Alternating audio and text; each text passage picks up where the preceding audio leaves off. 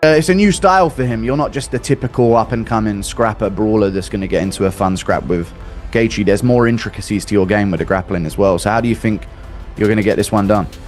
I think I finish him wherever the fight goes, to be honest. Obviously, I know he can bang, but every fight we get a breakdown made of our opponent, and it actually shocks me how much he gets hit. And I know he takes one to give one, but you can't really just do that at this level. That's why he's lost to people like Eddie Alvarez, Dustin Poirier, Charles, because you can't just take one to give one. Paddy Pimblett has just been thrown straight into the deep end, and the MMA world is absolutely losing it. Justin Gaethje isn't just another opponent, he's a pressure machine, a certified brawler, and one of the most dangerous lightweights the UFC has ever seen. And now, somehow, Paddy Pimblett is standing right in front of him. The reaction has been instant. Fighters, analysts, and fans alike are split straight down the middle. He could be the next Conor McGregor star. I want that world title. All laugh all you want and say I'll never be champ. You gang of mushrooms. Like that kind of a star where the whole world's has watching. That weird personality. Yes. Yeah, he has that. Well, he's very disarming because people, they see, I talked about this in the last pay-per-view. I said it's a very sneaky trick because guys like you look at you, the way you carry yourself, the way you, that's a fighter. Like you look at that guy's a dangerous motherfucker. But when you see Paddy, he's dancing like this, his hair is flopping around like he's in the Beatles. I expect the war, obviously. Like, Justin Gaethje is one of my favourite fighters to watch. He's your favourite fighter's favourite fighter, and it's going to be a pleasure to get in there with him. I'd love to have a brawl for 5 rounds. As he said, him versus Michael Johnson, how he introduced himself to the UFC. I'd love to have a fight like that, but I don't think it'll pan out that way. But let's see what happens. Hopefully, I'm getting a performance bonus and a fight of the night bonus. Rumors have been swirling that Justin Gaethje is injured. A few videos have surfaced of him diving and cracking heads with someone which wobbled him bad. Do you have any inside information? Have you not heard of this? Okay, actually, I got to be honest. I thought you guys were talking about. I thought he was going to ask about. I saw a bunch of pictures about this thing. Though, right? Yeah. The ingrown hair is what he's claiming. Okay, right. Ingrown hair and a bit of brisket. Yeah. Brisket. Yeah, a little brisket on the chin. Because they said he had herpes on his mouth. He's like, I was eating brisket and I had an ingrown hair. If that is an ingrown hair, that's the gnarliest ingrown hair I've ever seen. That makes like a little red dot on your neck if it's an ingrown hair. He had a crater in his neck. I don't know about that. By the way, could you imagine, just for a moment, do you know where I'm going with this? Yeah. Do you know where I'm going with this? I do know exactly where you're going. Enter Armin. Yes. Enter Armin. Yes, it's time. Now, is Armin ready is the thing. Now when he walks out to those videos, I'm like, oh, fuck. Enter Armin. Enter Armin. Walking out there, eating a fucking turkey leg. I mean, come on. 100. I think Paddy obviously needs to do what he does really well, which is fights out long, right? He uses those kicks up the middle. He's got a good knee that we saw him land against Chandler. And then almost kind of land your points and force Gaethje to try to close the distance, and that's when I would try to wrestle. He looks huge to me in a good way nowadays, Paddy. I'm always impressed. It seems like he's getting fitter and fitter, further and further out from these fights as well. We only see Fat Paddy for a little bit. Gaethje, I think keeping it on the feet, boxing in close, and just trying to murder the legs like he always does is something that he needs to do. I don't know if testing Paddy's jiu-jitsu is the move for Gaethje, so it'll be interesting, man. But I think Paddy's got a goddamn good chance. On one side, people are saying this is a disaster for Paddy. On the other, some are claiming it's the perfect fight for him, and that's where the debate really begins. Stylistically, this matchup is pure chaos. Justin Gaethje thrives in violent exchanges, brutal leg kicks, relentless pressure, and dragging opponents into uncomfortable territory. He wants you backing up, reacting, panicking. That's where he does his best work. But Paddy Pimblett doesn't fight like a traditional lightweight. 7 years. How does it feel to be the Paramount debut? Is it like a bit of a, they like you? Is it a bit of an honor, or you don't really give a shit about that type of thing? It is a little bit of an honor, like, obviously, because they know they trust me with putting on a good show for the first main event in the Paramount era, but it's all about the title, lad. It's all about winning this interim belt. They wouldn't care if I was opening up the main card, lad. As long as I'm fighting for this belt, lad, it's all that matters. Nice. All right, then. This is a big matchup. We've come a long way, Paddy.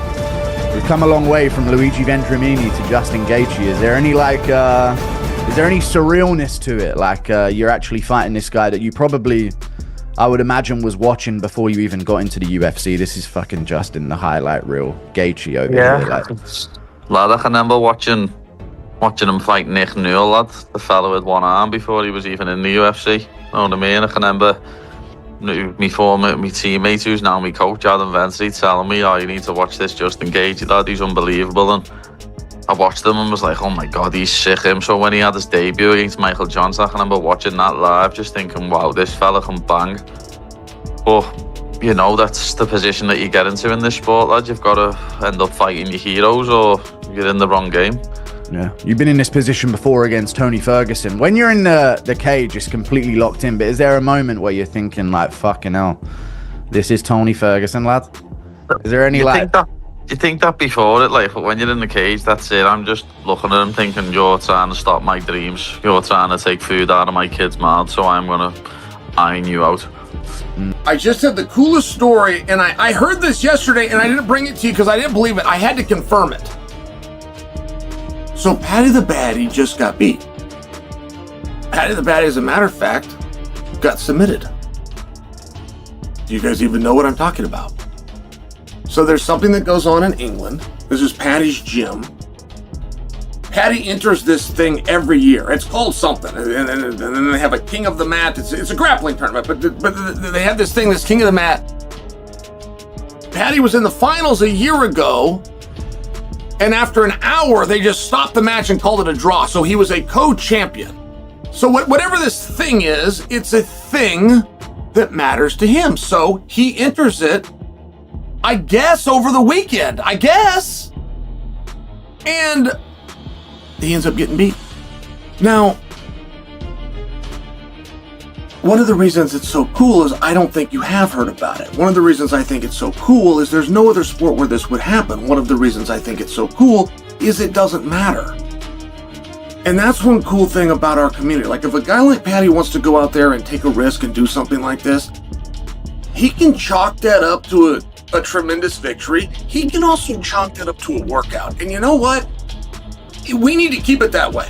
It's one thing that we have done very well as a group, and there's no other sport that's like that.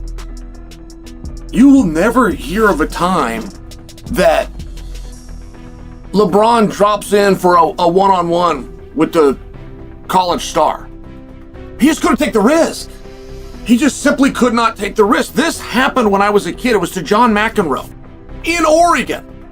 This was before the internet was a thing, but John McEnroe came out and he played somebody. We had some high school star down in, it was down in Eastern Oregon. I want to say maybe Pendleton. At any rate, the guy beat him.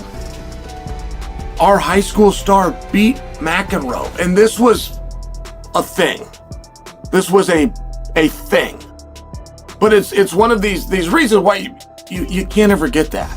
Like, you were left to believe that the NBA is better than the NCAA. You're led to believe the NFL is better than college football. I'm sure you're right, but there's exceptions, and there's certain positions at certain times where there are exceptions. You will never know. Those guys will never take the risk. They will never take to the field. They will never take to a three-point stance and go, they'll just never do it. On the outside chance that somebody's filming and somebody puts it, it's one of those things. And you get guys that love to compete. I mean, I got one resentment towards our sport. One, which is that we only do it 3 times a year.